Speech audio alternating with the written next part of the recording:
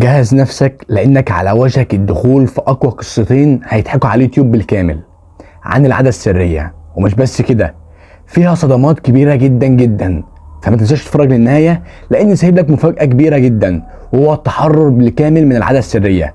ونهائيا مش هحرق عليك الاحداث، تعالوا نخش في القصص. وصل انه بيعملها 5 مرات، وصل لاعماقها، وكانت بتحزنه حزن شديد، دمرته للاسف. اخطر حاجه في الحياه، انت كده مش راجل.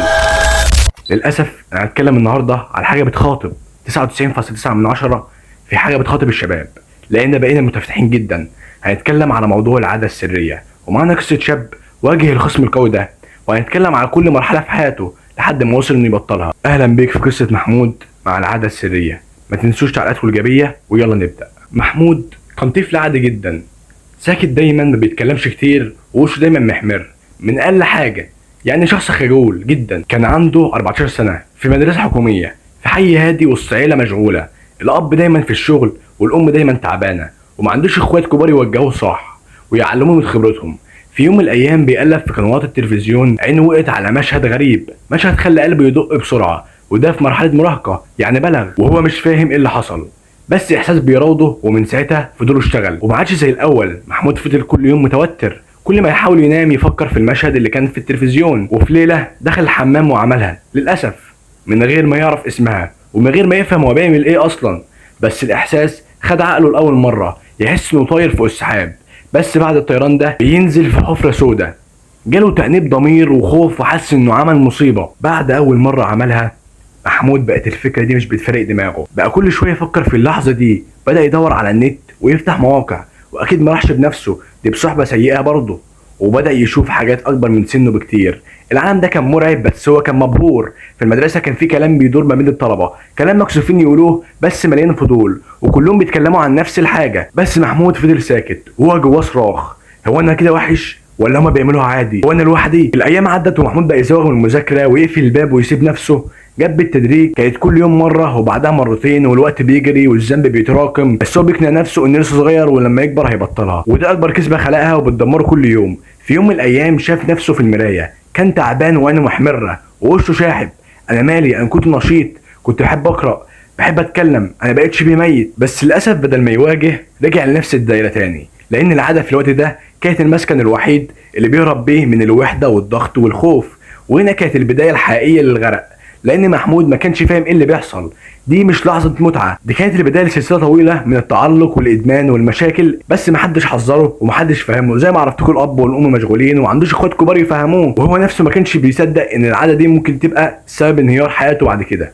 محمود بقى عنده 16 سنه، عدى على ادمان العاده السريه سنتين، بس هو شايف الامر سهل، عادي عادي، ان طبيعي، كل اصحابي بيتفرجوا وانا مش مدمن ولا حاجه. بس الحقيقه هو ما كانش طبيعي، كان بيستسهل وبيعافر عشان يهرب من وجع تاني، بس ما كانش عايز يعترف. رمضان جه، كان بيصلي التراويح ويقرا قران، بس اول ما الليل يجي يرجع لنفس الدايره ويبكي، وبعدها يقول يا رب انا مش قادر ابطل، بس مش هعملها تاني اوعدك. والليله اللي بعدها يعملها ويبكي ويوعد تاني، واللي بكى هنا مش البكاء اللي من العين، دي بكى القلب، دواير من الندم بس من غير اي نيه حقيقيه للتغيير. واللي اغلبه كده، الليل بقى عدو محمود. كل ما يقفل الباب يبدا الفيلم، مش بس فيلم على الشاشه، ده فيلم في دماغه. مخه بقى حافظ سيناريوهات كامله ويفكر في التفاصيل، وفي وسط ده كله كان حاسس بضعف وقهر، بس اللي يقهر اكتر ان مفيش حد عارف عنه حاجه. مخه بقى محامي شيطان، كل مره كان بيحاول يبطل يلاقي صوته الداخلي بيقول له طب مش انت لوحدك، كلها دقايق وتروق، ايه يعني يعملها اخر مره؟ مين اللي قال انها غلط اصلا؟ دي مفيده على فكره. وكأن جواه صوت بيقنعه يفضل في السجن اللي هو فيه، والضمير بيعمل اكس على الحاجه دي، بس دلوقتي بقى بيعملها وينام، والضمير بدا ينام معاه، وهو بدا يتعود كمان. وطبيعه الانسان ان اي حاجه بيتعود عليها بنفقد حساسيتنا تجاهها، وبقى محمود بيعيش من غير احساس. محمود مسك اول موبايل ليه لما كان عنده 17 سنه، ومن اللحظه دي الدنيا اتغيرت. ما بقاش يحتاج يدور، كل حاجه بقت في ايده، مواقع، صور، فيديوهات، مواقع بالمئات. بقى يدخل يشوف الفيديو ويروح يعملها للاسف، والموضوع كبير معاه، وبيندم ندم كبير جدا، ويقول هي دي اخر مره، بكره همسح كل حاجه. وبيصحى تاني يوم ويعمل نفس الحاجه اللي فاتت. محمود كان دايما بيقول لنفسه انا مش زي الناس اللي بتشرب مخدرات، دي عاده بسيطه وانا بتحكم فيها. بس الحقيقه انه كان بيكذب على نفسه، لان الادمان مش بس مخدرات وسجاير، الادمان الحقيقي هو انك مش قادر تقول لا، وهو مش قادر يقول لا على فكره. على فكرة يا صديقي، محمود كان فاكر انه حر، بس الحقيقة انه كان مربوط بخيوط دقيقة غير مرئية. كل خيط منهم كان بيتشد اكتر كل ما يعمل العادة، وكل خيط من الخيوط كان بيبعده اكتر واكتر عن نفسه الحقيقية. هو لسه مش مدرك ان كل يوم بيمر بيخسر حاجات مش هيرجع يعوضها تاني. محمود بقى عنده 19 سنة، بقاله 5 سنين تقريبا في الموضوع ده، بس الفرق دلوقتي انه مبقاش يعمل العادة مرة ولا 2، بقى بيعملها 4 أو 5 مرات في اليوم. ولما بيحاول يبعد عنها بيجيله اعراض انسحابية لانه بقى مدمن برو ماكس. خلاص الاعراض ان جسمه بيتعب ومخه بيزن وبقى بيصحى عايز يعملها وينام وهو حاسس بالذنب.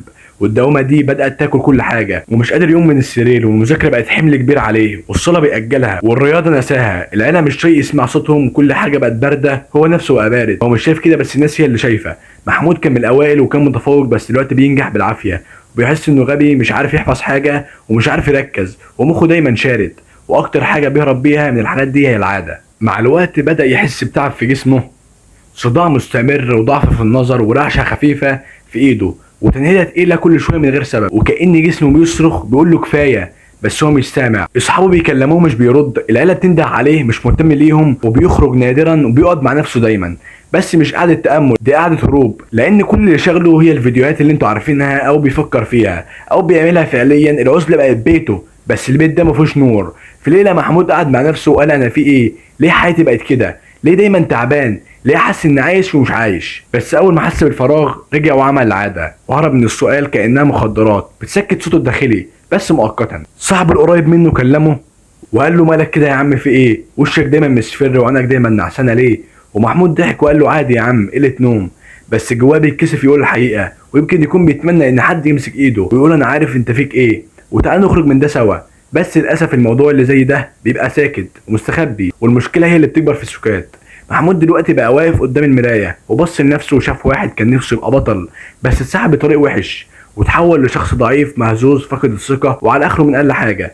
بس في لمعه صغيره جوه عينه، وده بيزود احتماليه الحياه، زي نور خفيف بيقوله على فكره ممكن ترجع لو خدت القرار، بس القرار ده محتاج ان يوجعك شويه عشان تطلع الحقيقه للنور.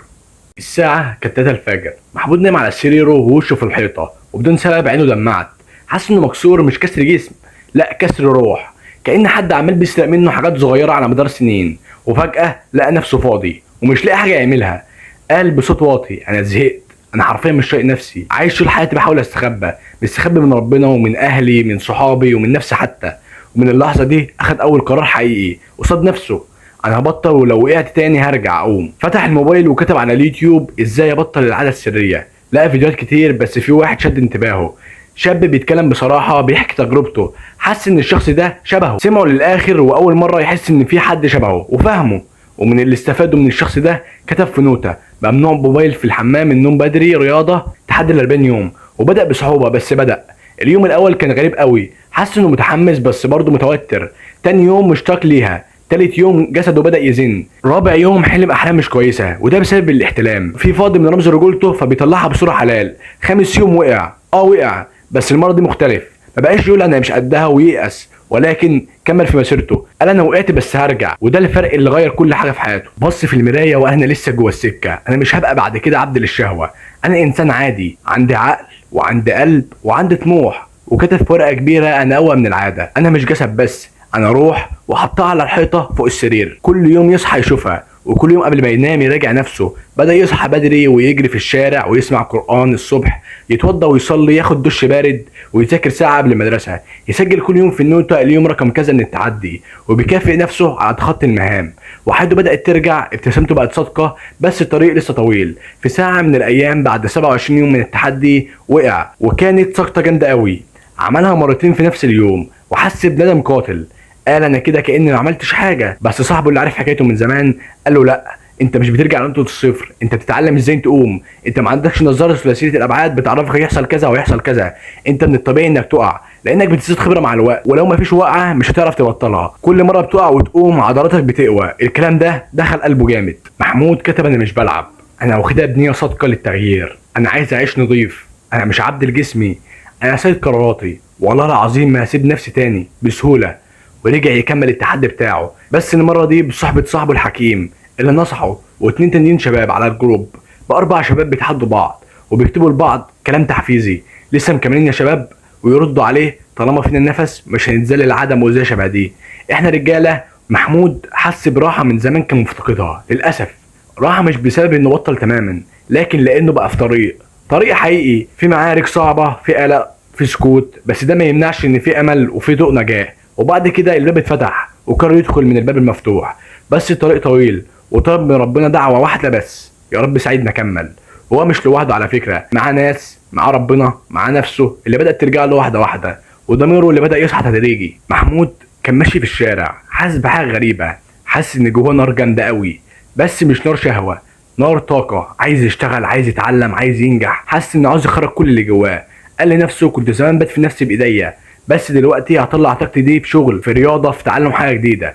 ومن اللحظة دي بدأ التحول الحقيقي. قرأ محمود عن حاجة اسمها ترانسموتيشن، يعني تحول الطاقة الجنسية لطاقة إبداع. فضل يقرأ في كتب نابليون هيل وسمع فيديوهات كتير عن الموضوع ده، واكتشف ان اللي بيعمله ده مش بس تعافي، دي ترقية نفسية وروحية وذهنية. بدأ يكتب في كشكول: الطاقة بيساوي تركيز، الرغبة بتساوي تحفيز، الشهوة بيساوي قوة، بس لازم اوجهها صح. وبدأ يلاحظ ان اول ما بيبعد عن العادة بيبقى فايق ومخه شغال صح وحماسه بيزيد وحاسس برغبة في الحياة، لان العادة دي بتبني اليأس في قلبك. وبيقول: انا اول مرة احس ان حي وعندي روح. في يوم من الايام كان زهقان، زمان كان بيفتح موقع مش كويس، ومع ذلك دلوقتي فتح قناة تعليمية، اتفرج على وثائقي عن الدماغ، اتفرج على فيديو عن العادات، وفضل يتفرج ويسجل نقط في النوتة ليزداد خبرة في حياته. حس انه بيتعلم، والمخ اللي كان مشغول بصور تافهة بقى بيشتغل في حاجات عميقة. وقال: انا حولت دماغي من مكب زبالة لمصنع انتاج غزير بالانتاج المفيد. وكان فخور بنفسه جدا. بدأ محمود يتمرن كل يوم ضغط وبطن وسكوات، اشترك في الجيم 3 شهور،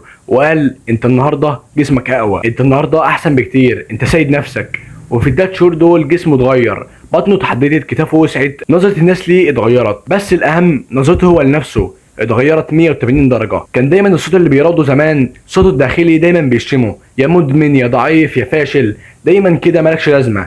لكن دلوقتي الصوت بقى بيقول له: انت محترم، انت جامد، انت اقوى، انت بتكبر كل يوم عن اليوم اللي قبله، برافو عليك. وعلى فكرة الصوت الداخلي ده بقى اعز صاحب ليه، وده مكسب ما يتوصفش احساسه. زمان كان بيفكر ازاي انه يخطف لحظة متعة بسيطة وكاذبة في نفس الوقت، بس دلوقتي بقى بيفكر في مستقبله.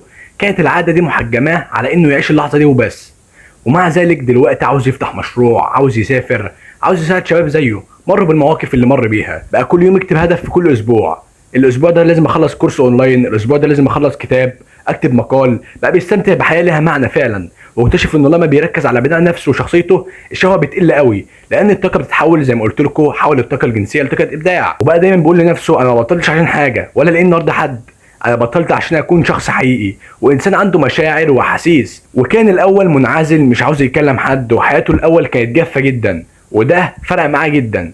واحد صاحبه كان بيعاني بنفس تجربته، شاف محمود اتغير، سأله: انت عملت ايه؟ حكى له تجربته واداله خطة من اللي جربهم عشان يسهل له الطريق.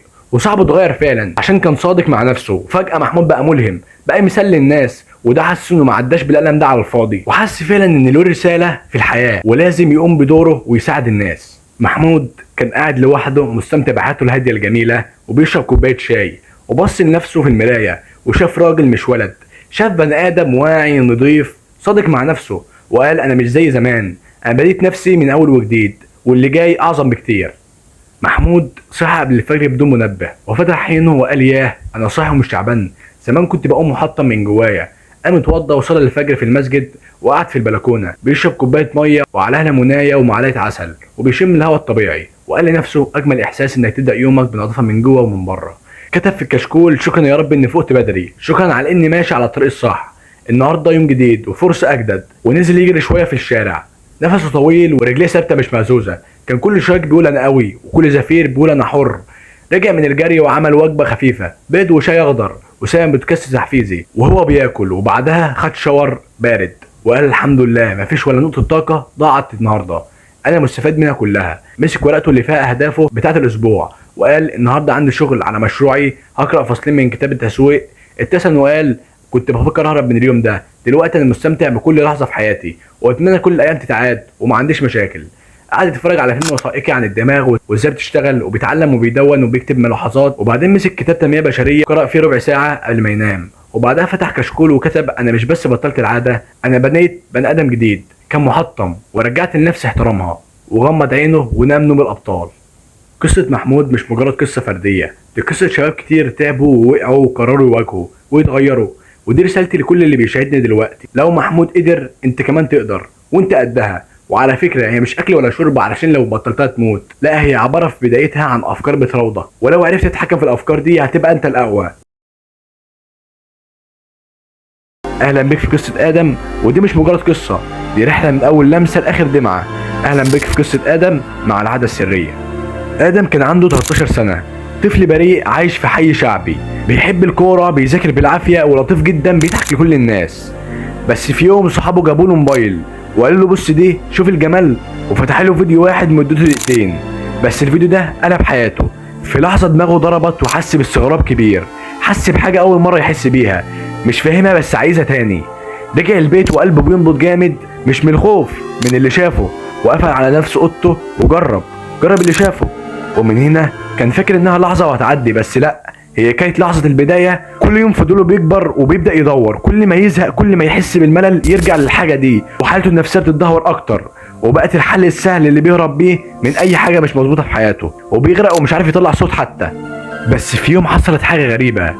صحاه أذان الفجر وهو لسه ماسك موبايله، عينيه حمرا وإيده مرتخية وقلبه وجعه، حس بالعار حقيقي بس ما قدرش يبطل. ومن هنا بدأت الرحلة الحقيقية، رحلة الإدمان والندم والصراع. عدت الشهور وآدم اتغير، وشه بقى دايما مرهق، عينيه دايما فيها لمعة غريبة، لمعة الإدمان. أهله ما كانوش واخدين بالهم، هو كمان مش قادر يفسر. الشخص اللي جواه بيقول هو ليه أنا مش قادر أنام؟ هو ليه دايما دماغي مشغولة بشيء واحد؟ هو ليه أول ما بقفل الباب دماغي بتجري على نفس الفكرة، نفس الفعل، نفس المشهد اللي من 3 سنين؟ الحاجة اللي دايما كانت بتديه راحة مؤقتة بقت دلوقتي بتسرق منه كل حاجة، أثرت عليه من كل النواحي. المدرسة بطل يركز والدرجات وقعت، والمدرسين قالوا له فيك ايه مالك؟ هو مش عارف يرد. مع اصحابه بقى منطوي قاعد لوحده، ما بقاش بيتكلم عن الكوره ولا عن ماضيه البريء الممتع.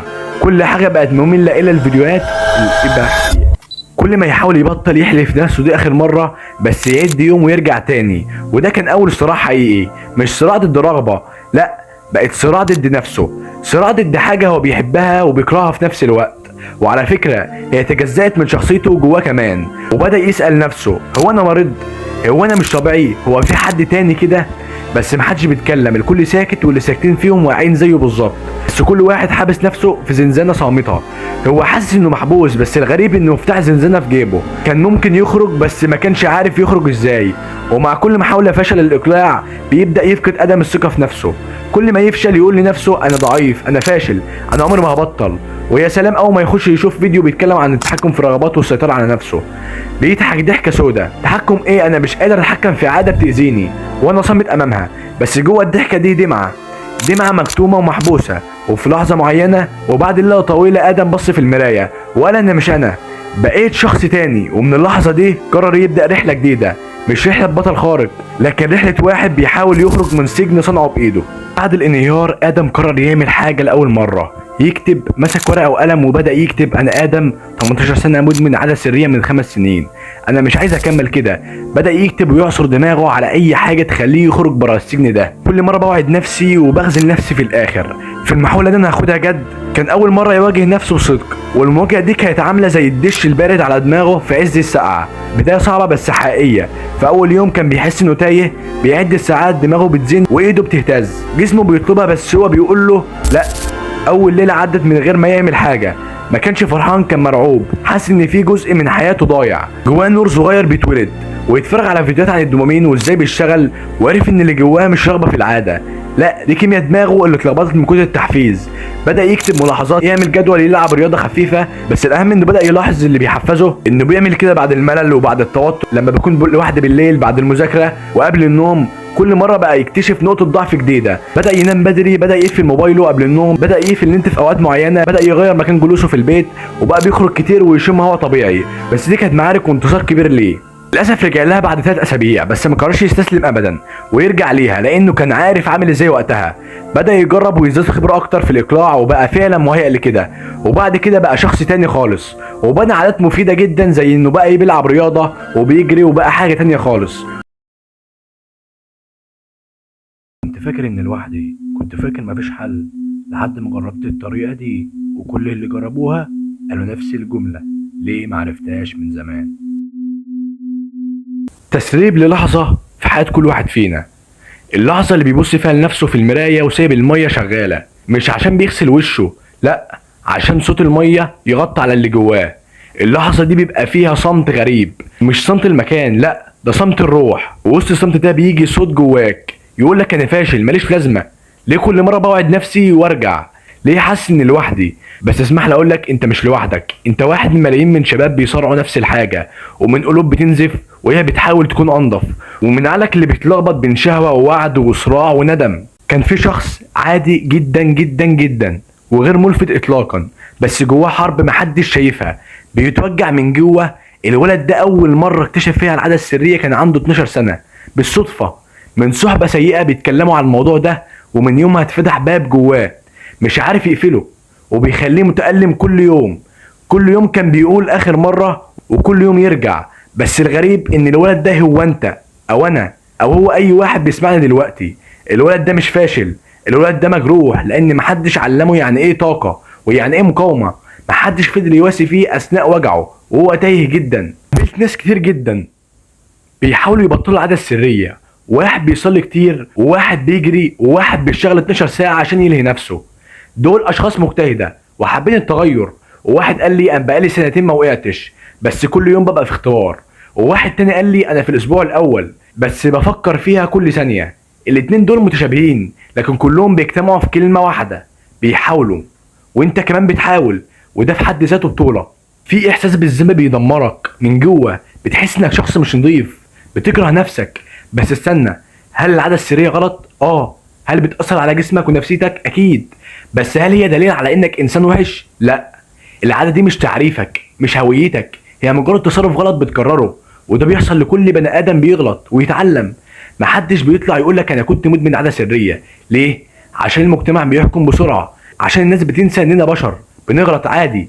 بس اللي بيعدي من التجربة دي بيخرج منها اقوى، بيطلع منها حكيم، فاهم الضعف وفاهم الاحتياج، وبيقدر يتعاطف مع غيره. وده اعظم نوع من القوة. عايزك تتخيل دلوقتي في شاب في السعودية فاتح يوتيوب بالليل وبيبكي، وفي واحد في مصر بيكتب في دفتره انا فاشل وبيكتم صوته، وفي واحد في العراق بيصلي الفجر وهو قلبه بيوجعه من الندم. انت مش لوحدك، انت في وسط جيش من الناس اللي بتحاول، جيش صامت بس قوي جدا. خليني اقول لك على حاجة اخيرة من المستقبل: بعد 3 شهور هتبص لنفسك وتقول انا قدرت اتحكم. بعد سنة هتنسى طعم الذنب، وهتبقى انت الشخص اللي بيساعد غيره.